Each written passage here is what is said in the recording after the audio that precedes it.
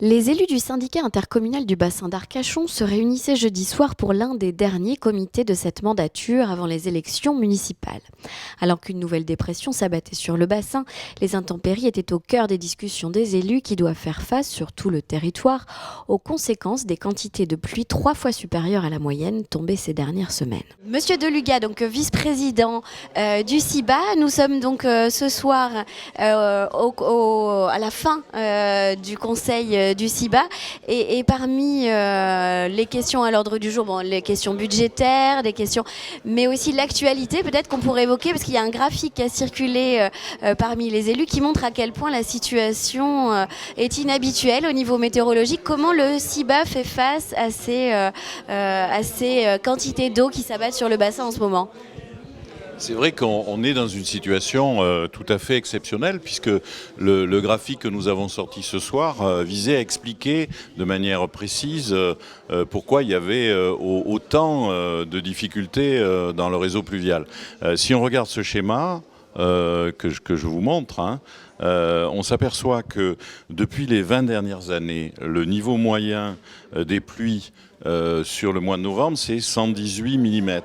Nous sommes à 304 mm, c'est-à-dire 3 fois plus.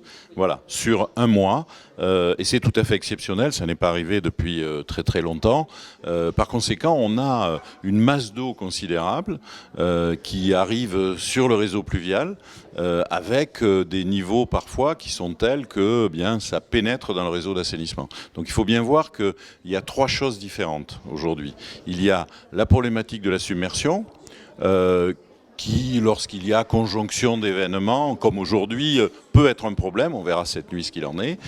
Et puis il y a le réseau d'assainissement qui, lui, fonctionne normalement, qui est à son niveau de capacité, mais qui, lorsqu'il y a énormément de pluie, peut être submergé puisque le niveau va dépasser les regards dans certains secteurs et rentrer. En même temps, si on regarde où on en est ce soir sur le bassin d'Arcachon, on a des niveaux très hauts sur les ports, mais on n'a pas encore d'inondations dans les villes puisque le CIBA intervient de manière massive depuis maintenant 3 ans financièrement pour mettre à niveau tout le réseau d'eau pluviale.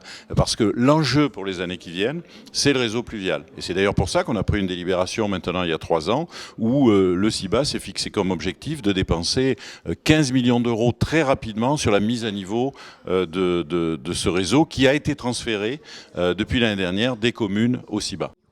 Autre risque auquel vous devez faire face, donc ça fait partie des nouvelles compétences acquises en 2018, c'est ce risque de submersion. Comment vous gérez justement, comment vous surveillez ce risque et comment vous pouvez parer éventuellement aux conséquences matérielles et humaines ?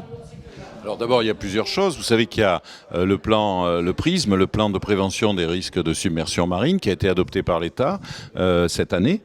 Nous y avions travaillé pendant 3 ans, qui fait qu'un certain nombre de secteurs sur le bassin d'Arcachon sont désormais inconstructibles, de façon à ce que nous n'accentuions pas le risque pour les années qui viennent. Et puis après, il y a tout un travail qui est fait sur l'entretien des digues. On a délibéré ce soir sur une étude qui va faire le point sur les digues qui ceinturent le bassin pour voir quel est leur état, puisque nous avons déjà des études de danger qui vont être complétées, et puis on verra les travaux qu'il faut faire pour éventuellement remonter ces digues sur les secteurs où ça sera nécessaire.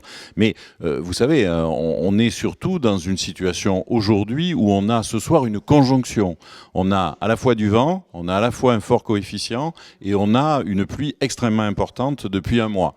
Ce sont des pics exceptionnels, et de toute façon, il faut se dire que les équipements publics ne peuvent pas être conçus pour des pics qui ont lieu une fois tous les 4 ou 5 ans. Et donc, il pleut. Je crois que ce qui se passe, c'est aussi très lié au changement climatique, ce qui fait qu'il faut le prendre en compte dans notre façon d'urbaniser les villes, dans notre façon de gérer les réseaux pluvieux. C'est ce que nous faisons ici au CIBA.